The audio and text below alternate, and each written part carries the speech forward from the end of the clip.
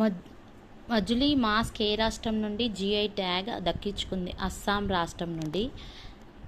NRC national register of citizens అమలు చేయబడ్డ ఏకైక రాష్ట్రం పేరు కూడా అస్సాం.